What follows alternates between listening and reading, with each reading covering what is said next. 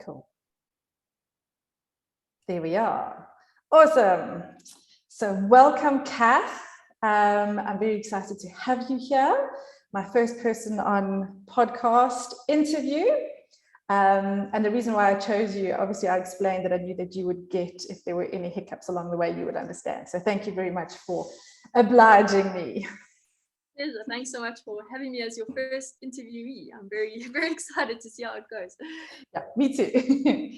Right, so for everybody, Kath is a plant-based foodie. I mean, that's like foodie is like as far as I'm concerned, Kath, like there's the epitome of plant-based foodie. She is always posting the most amazing photos of food, and they always look so yummy and nutritious, and it's really exciting for me and has helped me so much. So thank you for that. You've been a complete inspiration in that side of things.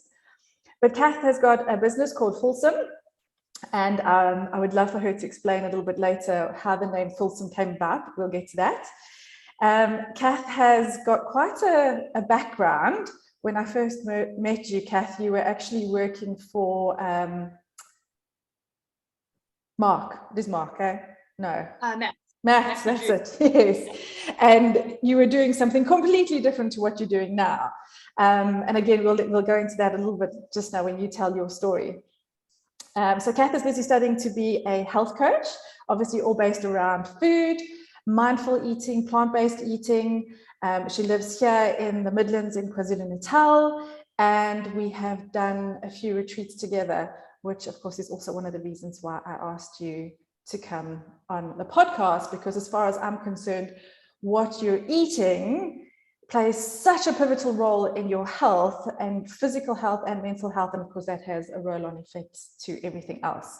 So that's why I do think it's really important to chat about plant-based foods and what it is that you're eating and how your relationship with food is as well. I think that's all really, really important.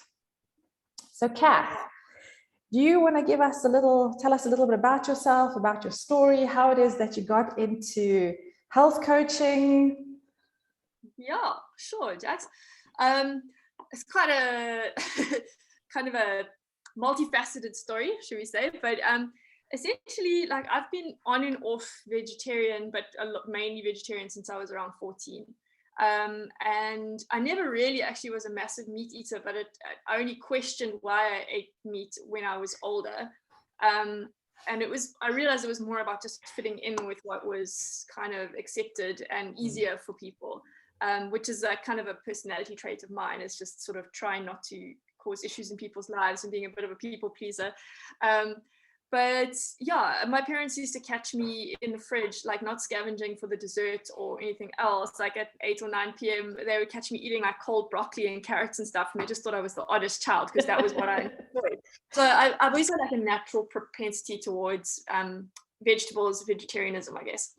Long story short though, I studied environmental science. I've always had a kind of a very strong connection to the outdoors and love rock climbing, mountain biking, anything outside, adventuring. That's me at my happiest. I'm actually quite an introvert, despite what people might think about me being quite friendly and everything. I struggle around a lot of people. And so being outdoors and doing my own pursuits was a massive, massive thing for me.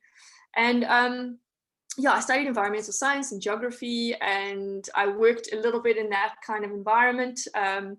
And then because it's what I studied was quite versatile, I switched over to working with who's now one of my very good friends, Matt Drew, who had a consulting firm, or has a consulting firm called Next Step Consulting. And it was a research-based work, and we worked in tourism research and worked with SAPI as the SAPI mountain biking project, which was great. I did get a bit of time on my bike, but it was a lot of desktop work. I enjoyed it for a long time. But in that period, actually, so it was from when I was in my early 30s through to now. My brother got sick with cancer when he was 32, turning 33. And I was 30, stage 4 pancreatic cancer. And he passed away within 4 months of being diagnosed. And it was terrible for our family. But I kind of started to question, like, what causes these things? And I started reading a lot about cancer and everything. As many people know, when your family are sick, you start to like clutch at straws and rolling out and looking for answers. But what I understood about pancreatic cancer was that it was very difficult to actually catch it before it was at stage 4. And I understood that his chances were, had been super low. There's a 2% chance of people recovering from pancreatic cancer, because most of the time that they catch it, it's so far advanced. It's just too hard to do anything. Then my mum fell ill with cancer as well in 2015, and she had a bit longer time with us, but she struggled through, it was almost 2 years of chemo and many operations, and it was truly sad, and again, I went through that process of going, why is this happening, and researching raw food and things to help her, because we had longer with her, trying different things to eat, and ultimately she didn't survive. But through that process, I was a completely changed person. Yeah. I understood so much more about what food can do to your body, as well as what you drink, exercise, mental state. And I was, if I can put it this way, I was almost hooked on this understanding health and understanding how it can make families have better lives together, from a holistic perspective. And so I guess after 6 years of working with Matt, I had kind of come to a point where I was just so engrossed in what I was learning that it was time to transition. And I decided I was going to study health coaching, but at the same time had started a little online business. Through lockdown, I'd struggled to find tofu and had developed this little tofu making kit and done some videos and stuff to help people in the same situation as me, to make tofu at home. So I launched this kind of website and started doing the work, started studying health coaching, and was ready to sort of just move forward into my new life. Yeah. And I think from what I understand, lots of people have appreciated your little tofu kit, because at least around here, tofu is actually not necessarily easily available. And when it is, it's actually quite expensive. That's exactly why I started trying to make it myself, because it was, it's a block of tofu that's about 350, 400 grams. It's going to cost you around 60 Rand, and that's one meal. Which I don't even know what the price of meat is anymore, to be honest. Like, it's been so long since I've dealt with it, but for me, that was a lot of money. And the way I was eating, I needed tofu like every other day. So and living out in the Bundus in Curry's Post, it's not that easy to get these things. There's one place you can get stuff in Maritzburg, pretty much at Athlone Circle, Pick and Pay, if anyone's interested. Like, they have a good variety of plant-based food. But I found a farmer friend who organized me some soybeans, and I just started following some videos and just hacking with sieves and kettlebells and pieces of material and whatever. But I was making my own tofu, and I was trying to find one of the wooden boxes that they actually use traditionally, and I couldn't find one in South Africa. Wound up working with a friend who actually has a woodworking side business, and he developed the little boxes for me. We came up with this little puzzle kit idea, and that's how that went forward. So I've had a lot of success. I must have, when I say success, not monetary, but there's I've probably sold over 100, maybe close to 150 of those little kits. Awesome. So I'm there's 150 people out there who are making their own tofu, which is way more than there was when I first, started this whole thing. And I do the tofu lessons, and those are quite popular. I've taught the Thousand Hills Chef School. We did a masterclass in tofu making, and that was incredible, teaching 21 people in one go to make tofu. It blew my mind. And they actually make their own tofu now. It's on their menu at the moment, so I always get orders for beans from them to keep supplying them. So it's great. I feel like I've made this little ripple impact, even though I'm certainly not going to be retiring off tofu box sales, but it's been useful. Yeah, and I think the fact that you were invited to a chef school to come and teach them how to make tofu actually kind of shows you where things are kind of going anyway, that plant-based eating is becoming more and more normal. Yeah, definitely. I think a lot of people, they're not necessarily fully plant-based. They'll be eating a bit of meat, but they want to diversify, because particularly people who are athletic and kind of into sort of mindfulness and just understanding what's going on with their bodies, they know that variety is good for their stomachs and for their microbiome, and essentially then their immune system. So getting soy into your diet that's not necessarily just heavily processed soy is really good for you. It's beneficial. So that's why tofu is I think is part of that range that people want to eat. Yeah. And it's, from what I've seen from you, you can actually do so much with it. with a little bit of imagination. Everything from a smoothie, you know, yes. through to shredded pulled chicken. Like you can do anything with tofu. Cheesecakes, like it's pretty incredible stuff. Yeah, which is amazing because you got something that's versatile like that. It means that you just have so much more to do, which is cool. So many options. Okay. So let's talk a little bit about mindful eating. I know at our retreats, this is one of the subjects that you chat about quite a bit. And it's such an interesting subject for me, obviously, trying to practice mindfulness throughout my day. But when it comes to eating, particularly, I feel like a lot of people don't eat mindfully. They're actually kind of like, you need to eat and tick the box, and they eat while they're watching TV. They eat now in front of laptops and all sorts of things, all of which completely is the polar opposite of mindful eating. Yeah, exactly. Yeah, I guess mindful eating for me, you know, growing up, my sister and I were both on the overweight side, and my brother was super skinny. So we had a lot of pressure on us always about losing weight, but we were not fed in a way that cultivated our bodies being able to stay like at a normal weight. You know, it was white bread, margarine, peanut butter bar roll, like junior chocolate cereal, mealie meal. Like it was carb heavy, fat heavy, sugar heavy. And we were never like sort of forced to eat a lot of vegetables and salads and fruits and stuff. I naturally kind of went that way later because I enjoyed the taste of vegetables later, but didn't set us up well. And, you know, I guess we didn't understand that you need to sit still and eat your meal and appreciate it. I remember my grandfather going, like, chew 100 times before you swallow. I think because he used to just watch us like wolf down our food. And I realized, like, with all the eating, I've never had bulimia, I've never had anorexia, but I tried hard to be able, you know, to try and bring my meals up when I was in my teens. I just wasn't very good at it. And I just know there were so many girls like me out there who were struggling because we just had never been brought into a space where food was good for you. You can enjoy it. This is how you eat it. This is the sort of nutritional profile, and you can actually eat a lot if you eat this, and less if you eat less of that, but more of this. You don't have to starve yourself. And that made me really interested when I got older and started to understand what food was really about. So that's more around the macro and micronutrients and so on.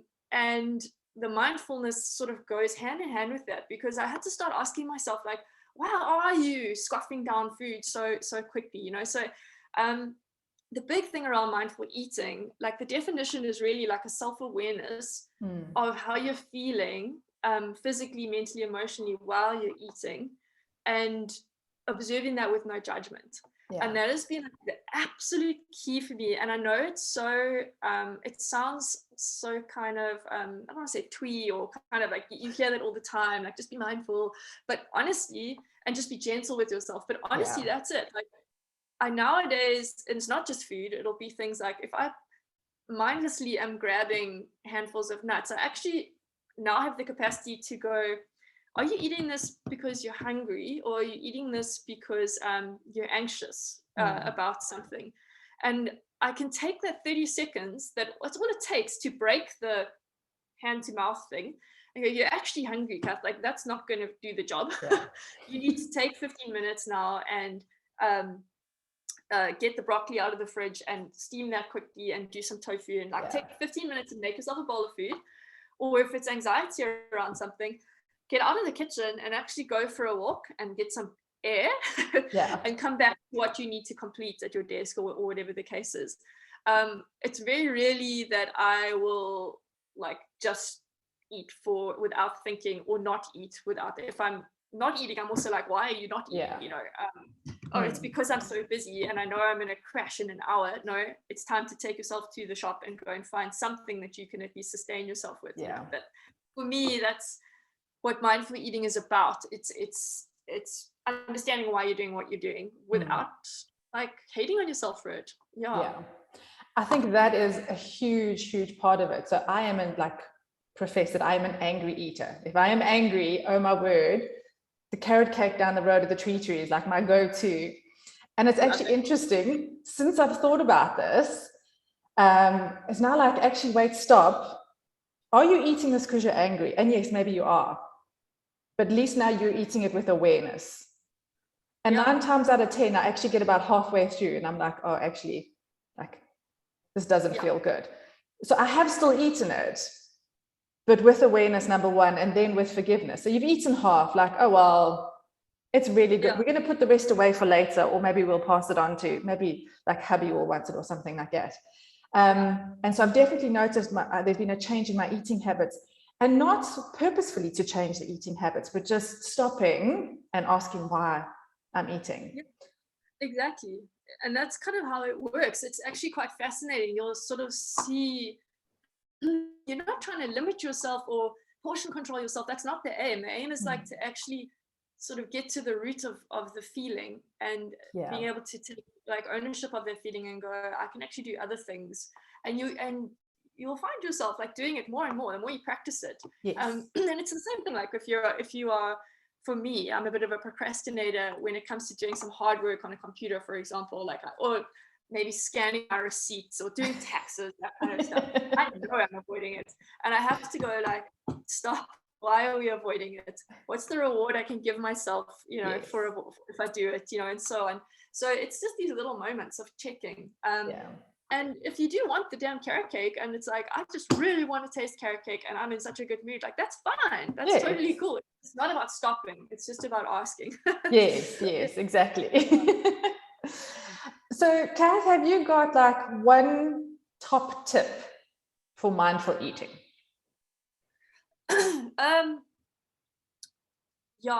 One top tip, sure. That's quite a hard one.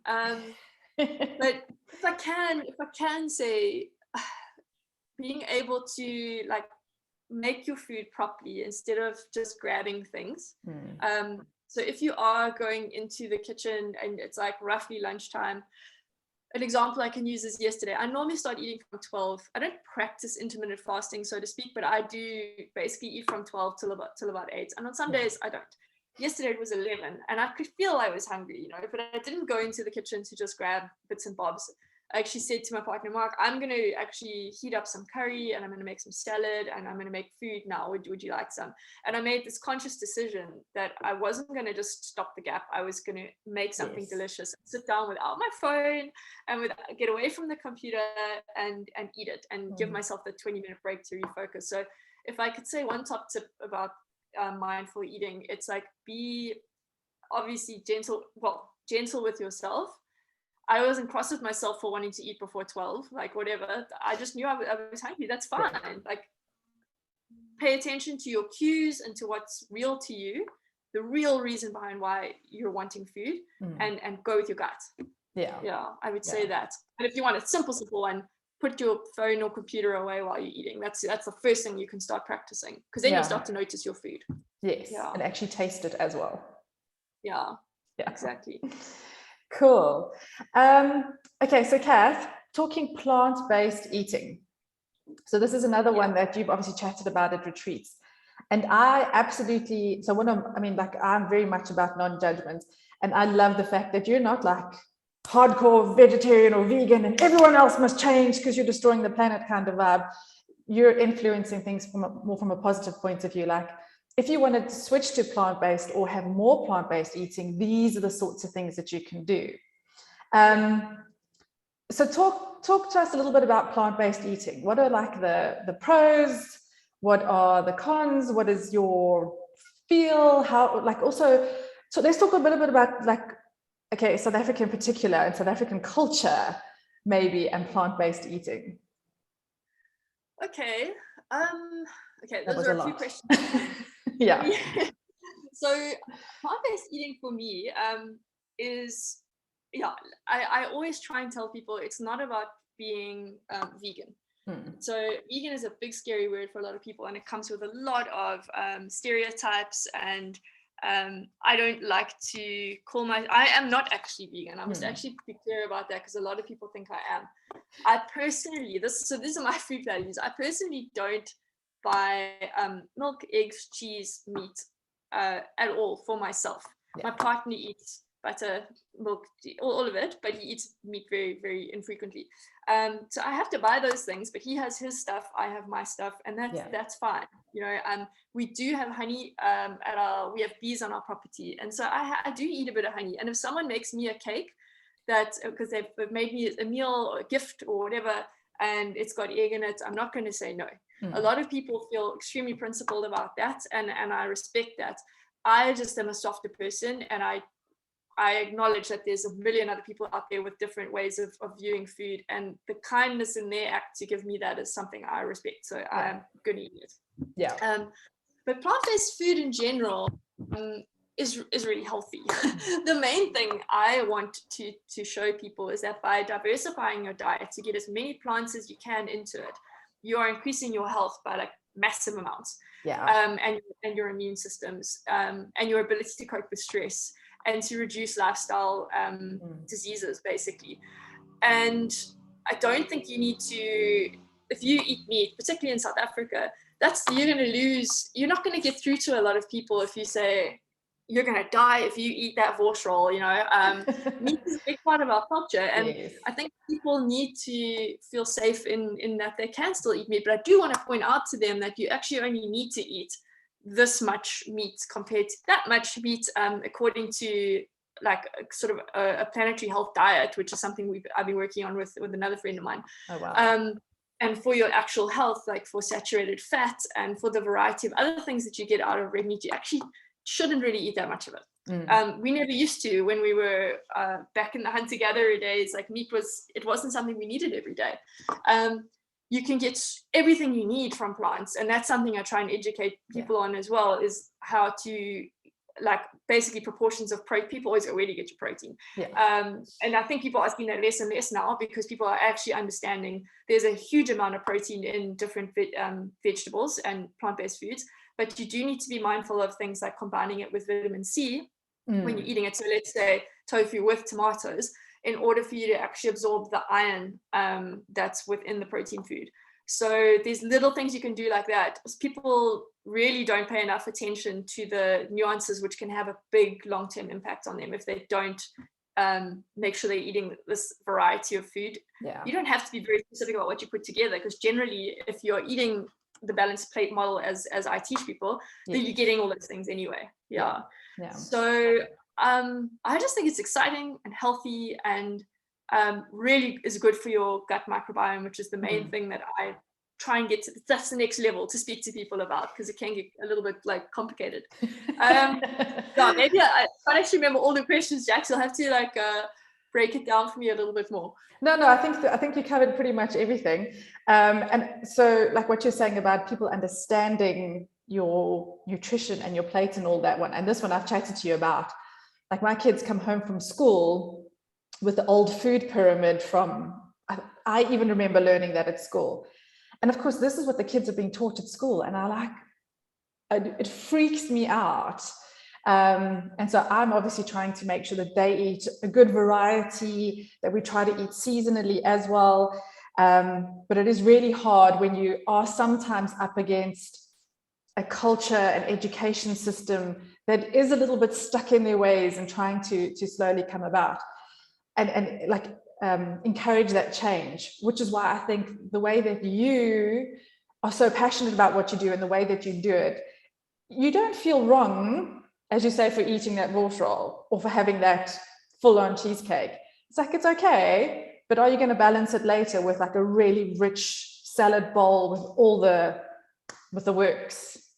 Yeah, exactly. I mean, it's not realistic for anyone, including myself, to have this diet that's like, I actually really hate the phrase clean eating. Like I honestly despise it. It's got so many like judgments wrapped up in it. But it's realistic that within a week I am going to eat some rusks. I'm probably going to have some chocolate. I'm definitely, but it's looking at your diet. If you looked at it laid out like on a piece of paper, it would look as pictures. It would look like a lovely mosaic, you know, and you probably have 20% stuff which is not necessary but is good for your like enjoyment and your soul and sharing with your friends and stuff, and 80% healthy. And I think that's like perfect balance, really. I mean, that's a great word. I'm not giving up cake anytime soon. No, definitely not. So again, I'm going to put you on the spot here. What would be your top tip for anyone who's interested in transitioning into a plant-based diet? Okay, I like that question when I read through them prior, because there's actually a lot of top tips, but it really depends on the reason why you are transitioning or wanting to get more vegetables into your life. Because for some people, it's about animal cruelty. Yeah. For some people, it's about like sports performance. And for some people, it's about like just wanting to get healthy, or, you know, change something. Like they're getting, my dad is pre-diabetic, for example. I'm trying to help him. Oh, save me. Trying to get him to stop eating Rolos for dinner. So if it's from an animal cruelty perspective and you're wanting to switch over, there are the ways that you can have the biggest impact to, you know, help with animal cruelty is to actually look at certain industries which maybe you don't want to support so much. So if you're comfortable with the dairy industry, for example, and you're like, it's okay, I don't mind dairy, I think it's fine for cows to, you know, be milked and have their calf taken away or whatever, once you've done your reading. Yes. That's fine. Like, stick to having your dairy milk and maybe don't eat meat. And particularly something like mass-produced chicken meat or you know, whatever it is. Switch out to free-range meat and make that free-range meat meal twice a week, and then try and have, you know, vegetarian meals 4 times a week. So I'm always like, take a small thing. And one of the main things I tell people to do is try milk. Let's try take out dairy milk and try soy milk, try some oat milk, try some almond milk. There's so many milks these days, rice milk. And see which one works for you. And you don't necessarily have to use it all week long. Like, have your box of dairy milk and your box of other milk and see what works for you in tea or coffee. Treat it as an experiment. And that will be easier for you then to then go, okay, well, actually, I'm totally happy having soy milk in my coffee.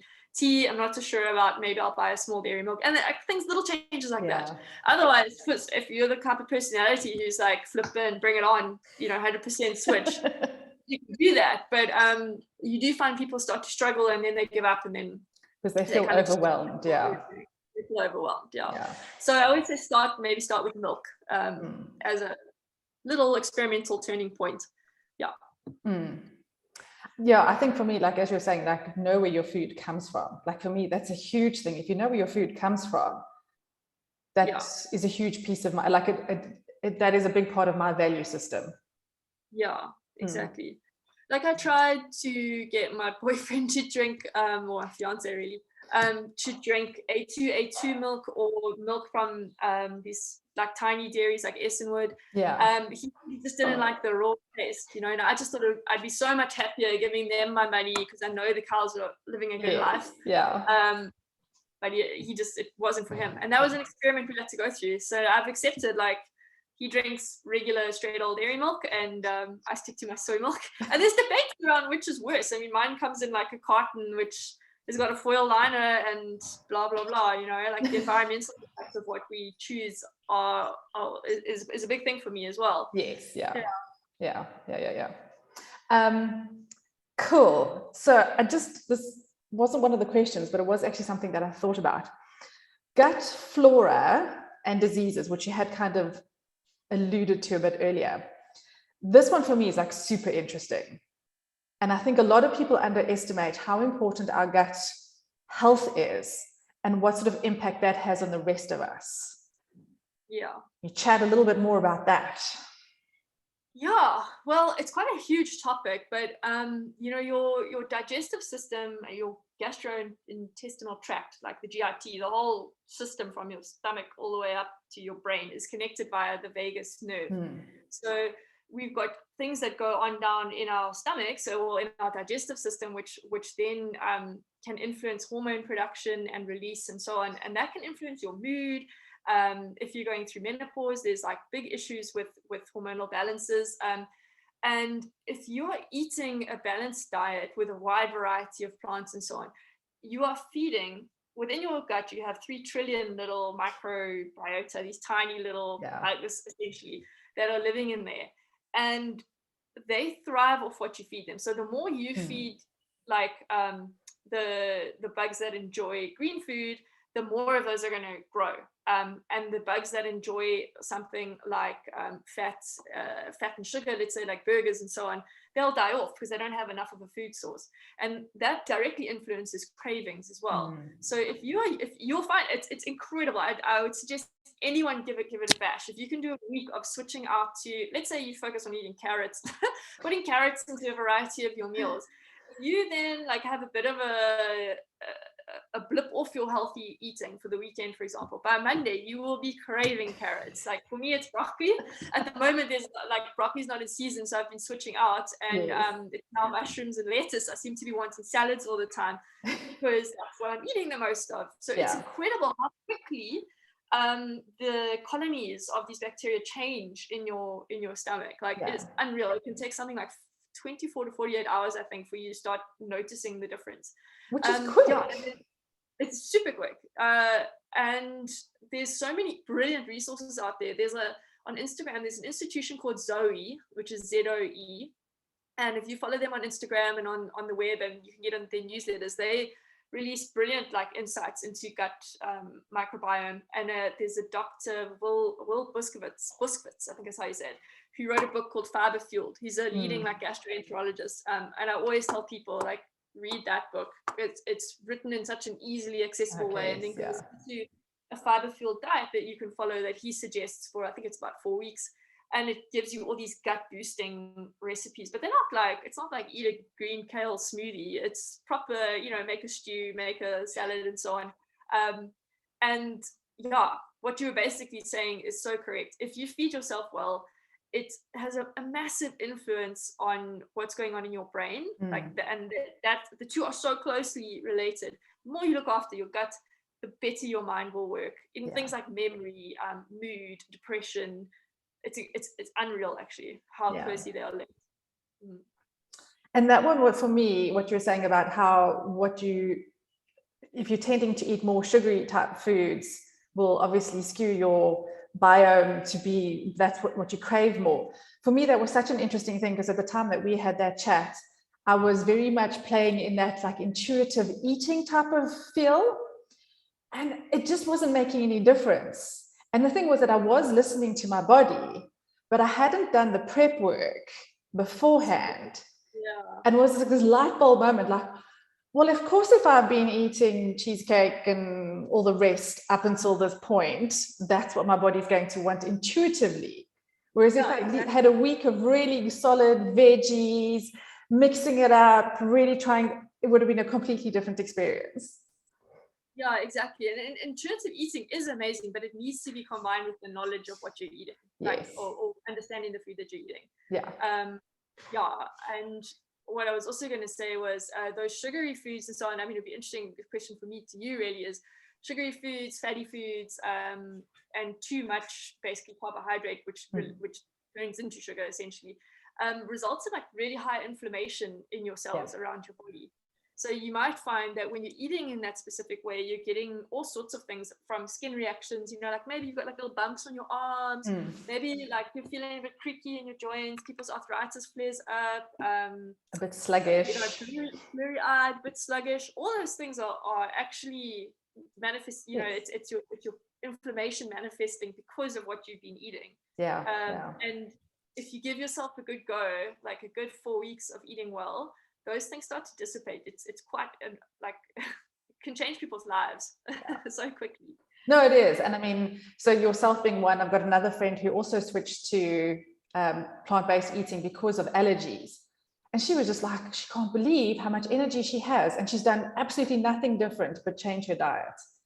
And I mean, you can see it, how she's now bouncing off the walls, but where beforehand she was kind of like, enduring each day. So it's quite a thing. I mean, I even noticed it when Michelle has said to me a couple of times, I don't understand where you get all your energy from. And we eat quite differently. Like I was going to say plant-based eating is one thing, but eating in a balanced plant-based way, and not even if it's just plant-based, if you're eating meat as well, like setting your plate up correctly is going to change your energy levels through the roof, because we are far too reliant on carbohydrates, refined carbohydrates to like fill up the plate and fuel us, and all it results for us is this within our systems is this blood sugar up and down, up and down, up and down, which promotes cravings and doesn't actually give you a sustained release of energy. So that is what I really try and focus on, is getting people to understand their plates, because once you get that right, you really do, you are able to go that extra hour, that extra 2 hours that someone else is like, no, I'm done. You can, your body's going to just keep rolling. Yeah. No, definitely. And that's one thing I've also noticed, because I have been switching to your bowl and trying to get the family to switch. And it is amazing how everyone is just has energy for that much longer, which is amazing. Yeah. Instead of the crash and burn. Yeah. Okay. So you did touch on this a little bit earlier, but stress. How do you deal with stress? Not very well. I'm still working on myself when it comes to stress, because I think that another question you asked was whether I'd ever had burnout. Yes. And which I'm sure you're going to ask soon, but those two things go together. And for me, that period when my brother was so sick and my mum then got so sick, combined with the job I was doing, which for me, maybe a lot of other people wouldn't have found it so stressful, but I found hard conversations with people, like you being under the whip with people, I'm not talking about my boss, I mean clients and so on, and having people who let you down, and you're just working so hard, and then you've got this emotional thing going on where you're losing your family left, right, and center. That to me, it put my stress levels and anxiety like through the roof, absolutely through the roof, to the point that I was existing off adrenaline, like as a food almost.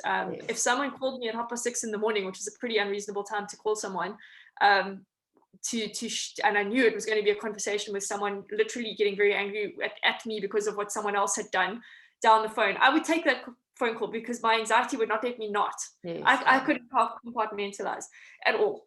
And I've now got a lot better at that. I was like, if you continue in that vein, that direction, you're never going to get away from those sorts of conversations. So I pulled myself out of that because I knew it was unhealthy for me. So stress for me, exercise is a massive one. I know if I haven't done at least something every day for like 30 minutes, I'll confess I don't do exercise every single day, but I do try. That's a massive, massive thing for me, like the endorphins, just being outside in the fresh air, forcing myself to get away from my desk. Like those are big stress relief things for me. I go through patches. I'm not like meditation. I go through patches where meditation is really helpful. But sometimes I feel like I'm finding myself doing meditation purely to like not miss a day, and it's less about what I'm gaining from the meditation and more about like trying to not disappoint myself because I haven't done it. And that's the wrong reason. So then I've learned, again, go easy on yourself. Like maybe now it's just not the time, your brain is not ready for this. Like give it a little break. And then I would say yoga, when I do it, I really enjoy it when I get into like a state as sort of doing yoga. I have a very bad back, and I do find that when I am doing that more often, my back releases, I feel happier, less stressed, etc. So I would say you are probably a better person to give advice on how to manage stress than me, but I do understand burnout and wanting you to rewind. No, but it's always so interesting because obviously people have different coping mechanisms, and I know that, I mean, as you said, you can be quite an anxious person depending on what's going on. And I know for you, like one of the big ways for you to relieve stress is to go out and do exercise. And I mean, you don't just do like, I mean, yes, you do go for a walk with the dogs in the garden and all that, but you also go paragliding and rock climbing and all those sorts of really cool things. And that's like a huge, like, yes, it can also be adrenaline, but now it's from a positive thing rather than the stress, which is the negative. Exactly. I think I am an adrenaline-based person. Like I just have been since I was a kid, I no problem with hanging off the edges of things and climbing trees. And I used to live on top of the roof. I don't know why. It was like I used to have these pretend games, imagination games, and I'd pretend I was living on the roof, and then I was actually in like some medieval town where I was like, the Hunchback of Notre Dame living on the roof. I was just a funny kid. But yes, you're right. So outdoor sports, it doesn't matter if it's 30 minutes of walking the dogs or if it's like an entire day of paragliding and hiking or bodyboarding or whatever. It does the same thing for me. Yeah. Which is nice because I know I don't need to like throw myself off a cliff in order to feel better. Yes. It can be as simple as going for a 5K run and it's done for me. I'm happy for the day. But also that you make it a priority, like Yes. that you need to do. I mean, you said you have to sometimes force yourself away from the computer, which is what we have to do. It's like sometimes you have to be like, hang on, stop, change my like track in your head and then move forward. I took your advice on that actually, where you had said you actually like schedule in first the things that are your good for your health things, like your classes and so on that you do, or running or gym or whatever the case is. And I actually do that now. It's one of the best things I've learned from you and from like the journaling. So I sit on a Sunday and I block out my week. Basically, it's like always the hours. So it's 6 to 7, 7 to 8, 8 to 9, all the way through to 10 p.m. Not that I ever really want to be doing things at 10 p.m., but sometimes it does happen. I write in my exercise classes that I do twice a week with Michelle, which are fundamental for me. And then I put in my studying hours for my health coaches course. And then I check the wind. That's my next step is I open Windy and I look at Durban to see what days might be surfable. And then I'll check Bulwer to see what days the east may be blowing there for paragliding. And I'll select like whichever is the strongest one for me that's looking the best, and I'll block out like that would be either a whole day or it'll be a hot, whatever the hours are that it works. And then I add in, okay, I'm making burgers, I'm doing this, I'm teaching, facilitating that, and that goes all around it. And it's like changed my life this year. It's been so good for me. Like Wednesday, so glad. Wednesday surf was scheduled in from Sunday, and nothing's stopping me, Nothing. I love that. I love that you've run with it and that you're reaping the benefits. That's amazing. So I love the story about your journey with journaling. So I'm gonna ask you again. You get tired of me asking you to tell the story. Never. But it is such a good story, and I think it's the same story that a lot of people have. So if you don't mind, if you could share your journaling story with us. So basically I'd come and done, in fact I was really super stressed and had decided I was coming to do this weekend at Zingela where you were one of the facilitators, and I'd seen like the whole list for the weekend of activities you could do, and there was a thing saying it's totally optional, you don't have to do anything you don't want to do. And I saw this thing for journaling and I was like, oh man, like I do enough writing, report writing and all this other stuff. Like I don't want to go and learn how to write. Dear diary, today I painted my toenails and I had a fight and I that was what I had in my mind. Like that's what I thought journaling was. It was keeping a record of like how you feel and stuff, like literally like how the lock on the diary and put it under your bed. And then it's a good hiding place. Yeah, exactly. You came out with all these like really practical things that journaling was not about that. It was exactly what you want to make it. And it's like it can range from being a day planner through to writing down affirmations. And if you're feeling anxious about something for the day, like write it down into a space on your daily planner so that you've acknowledged like, yeah, I'm feeling anxious about this meeting. And then the next day when you've, for a while I had a little setup that said, what did you learn from the week before? I'd be like, actually, I cope well with those sorts of meetings, but stress is obviously a way of me getting ready for them, so I learned so much from these little techniques you had about gratitude, reflecting, planning, prioritizing. And the nice thing is that the way that you presented it was that it doesn't have to be like you can be the type of person who loves all the colors and the pens and covering your book beautifully and drawing pictures. Or you can be like me, I am quite an artistic person, but in that space, it needs to be quite pragmatic. Yeah. And I need it to be like not too precious so that I can scratch it out and do that kind of thing. And I always felt with beautiful books, I couldn't do that. Which is half the reason why I never wrote journals. Because I was picking them up. So I keep like putting them away.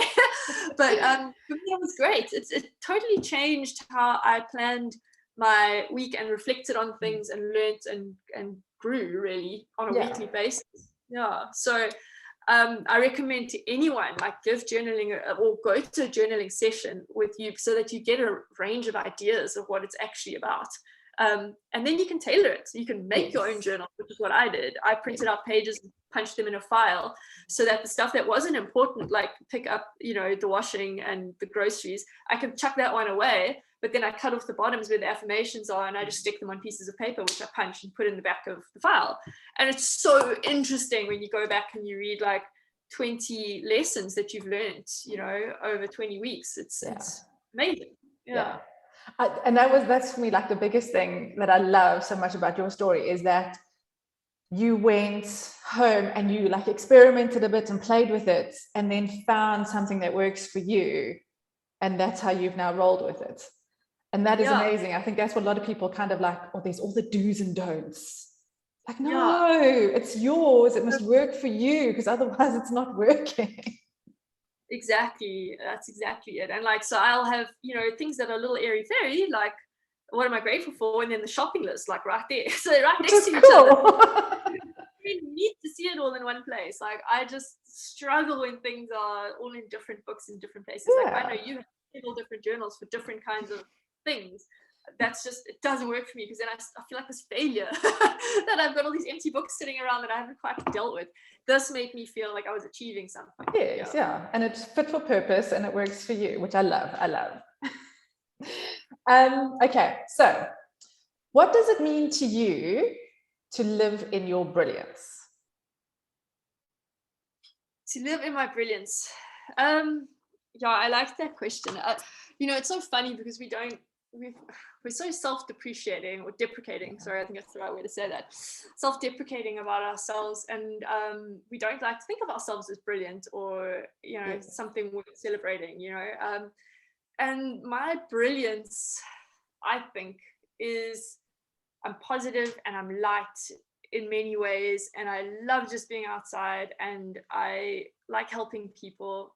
I think to live in my brilliance, so my sister is just going me behind me, mocking me about talking about being my brilliance. Anyway, so ask her the question just now. But I think living in my brilliance means allowing myself to do the things that I know make me happy, and those are things like the guilt around going surfing in the middle of the week has gone for me, and that has allowed me to really be who I am, or doing anything that I need to do in order to be happy. I'm very, very happy, privileged in that I've set up a life for myself that I can do that. I don't have children. I know a lot of people can't do what I can do, but those were choices that I made to be able to be who I need to be, And for me, that is living in my brilliance, is being able to appreciate the world, like the outdoor world, exactly as it is, and just like revel in it. And because of that, now being able to help other people, because I feel energized and I feel ready, to sort of tackle almost anything.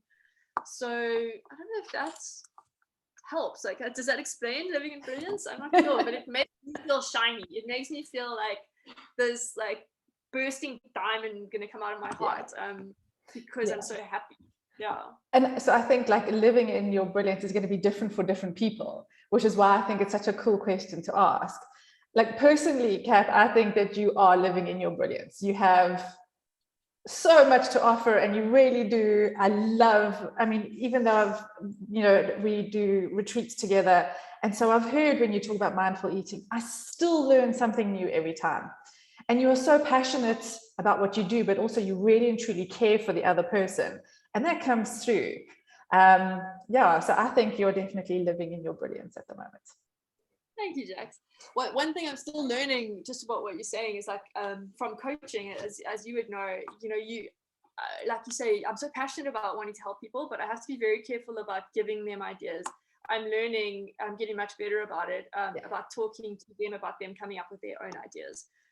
Because what works for me may not work for everyone. So I want to know what everyone else, what their top tips would be for going, plant-based or transitioning and that kind of thing, because I can learn so much. That's absolutely, being a perpetual student for me, or having the beginner's mind, is how I've always been, and I think I'm very fortunate in that I've never felt like I know everything. And that's been probably my biggest asset, is my willingness to just learn. No, exactly. And I think that's what also makes you a really great coach and makes a lot of these things, because you share your story and your interpretation and the way you do things, but you don't like, well, I do it right and you do it wrong. There's none of that. Sure. And I think that's super important, because what works for one doesn't work for another, and we have to acknowledge that. There's nothing wrong with that either. Precisely. No, thank you so much. Right, where is the best place for listeners to find you? So I've got all the usual socials. My website is www.fullsome.co.za. So FULLsome is my online shop where you can buy the tofu kits, and you can buy balance bowls, which are basically a beautiful bowl that's set up to help you balance your plate properly, and it comes with a guide on how to do that and how to transition into a plant-based diet safely. Or get more veggies into your life, as well as a recipe book. And I've got silicone burger dividers and a few other bits and pieces, nut milk bags, that kind of stuff for helping you do things at home. I'm a very, very practical person. Then I've got a normal thing on Facebook. If you just look for FULLsome, FULLsome, and then on Instagram, I think I'm FULLsome_SA. So FULLsome_SA. Those are the best places to catch me, but that's pretty good. So we'll pop all of those into the show notes as well, so everyone can follow the links. The one thing we didn't talk about is the word FULLsome and how it came about. Now I have to let everybody know, Kath eats the most amazing amount of food, guys. Like, she really does. I don't know how she does it. When she has a plate in front of her, it is packed, and I love it. I love that Kath can and like, she doesn't hide it or anything. Kath really enjoys her food on her plate, and I love it. I think it is that is an inspiration in itself as well. Tell us quickly how the word FULLsome came about, the name FULLsome. Well, it came from a couple of things, but obviously wholesome is quite a word that I would associate with my food. A wholesome life and a wholesome plate. Exercise, outdoors, food, but then being fulfilled is something I was striving for. Like, in those years when my brother and my mom were so sick and I was so stressed with work and stuff, I wasn't fulfilled at all. I was extremely empty in so many ways, and also much more overweight than I am now.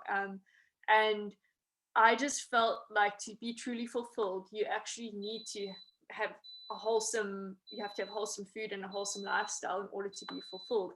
And that's how, sorry, my pressure cooker is going beep, beep, but that's essentially what it is. It's a combination of fulfillment and wholesome, so FULLsome. And it's kind of how I feel about my life and about my plates. As you say, they need to be packed with food. I like eating a big quantity of food, but that food is so good for me, and I on purpose will make sure that I'm not hiding it, because I want other people to know girls can eat. Yes. Can eat this much. I mean, there shouldn't be judgment on what you're eating, at all. Or how much. It is. I mean, some people do say, where do you put it all? And I'm like, well, I got a lot of energy to burn, No, exactly. And you are a busy person, so obviously you're burning that energy. But I love it. And I love going on a retreat when women have a look and see that you've got this plate that is, and I mean, it's all jam-packed full of veggies, and so it's really good for you. But I like the way they watch you, like, wow, where does she put it? Well, I hope that it helps anyone out there, to see that if you've got a whole lot of green on your plate, you can eat a lot of it. Feel full and happy and energetic. And that for me is also another big thing that I've learned from you, is like, you inspire people by walking the walk, by showing people rather than telling people, and I think that is a truly amazing thing as well. Thanks, Jax. Right, so thank you so much for being my guinea pig. I'm really looking forward to sharing this with everyone else, and we'll put your details in the contact notes if anyone wants to contact Kath and chat to her more about FULLsome and all of the really great products that she has on her website, or about transitioning into plant-based eating. Kath is super knowledgeable, and like I say, I learn something every time when I chat to you. So thank you so much. Thank you, Jax. And one thing, I am going to soon be looking for case studies. So if anyone is interested in working with me as like a health coaching client, if you want to pop me an email so I could get your details and put you on the list for when I'm ready to start doing those sessions, that would be great. I will be putting an advert out for that quite soon. Nice. Awesome opportunity. Thank you so much, Kath. You are a superstar. No worries. Cool. So